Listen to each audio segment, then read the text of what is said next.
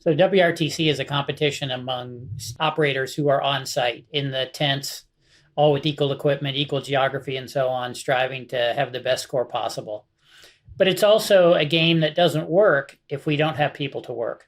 So the people in the rest of the ham radio community who are on the air, who are chasing the WRTC stations, are just as important as the competitors. And the key thing we're looking for here is for the worldwide contest and ham radio community to work as many of the WRTC stations as possible. That gives everybody equal access to the people who are out there. And it also allows the really good operators to showcase their skills because they'll inevitably work more people than the guys who don't. But that all starts with the rest of the ham radio population tuning in and finding as many of the stations as possible and working them. You're going to recognize voices. You're going to recognize fists. You're going to recognize lots of things about this contest. You know, everybody is showing up to put in a very difficult effort here. They're all trying to win, you know, be the next world champion of radio sport for the next several years. They all showed up with the same goal. They're all, you know, invested a lot of money in this. They've all invested a lot of time in qualifying.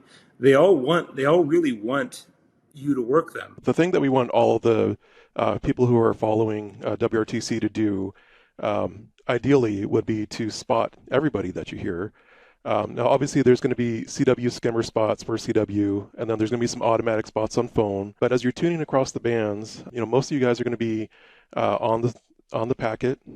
So if you hear anybody that's part of WRTC or anybody else in the contest for that matter, it's really beneficial for everyone to just spot them. Even if they were just spotted a few minutes ago, spot them again. You know, don't focus just on your countrymen. Do it for everybody. And I think if everybody's able to do that, I think that really helps promote fair play. And I think we would all support that. Cheerleading is intentionally promoting only your countrymen in the contest in WRTC's case, and only spotting them and only working them and only having your friends work them.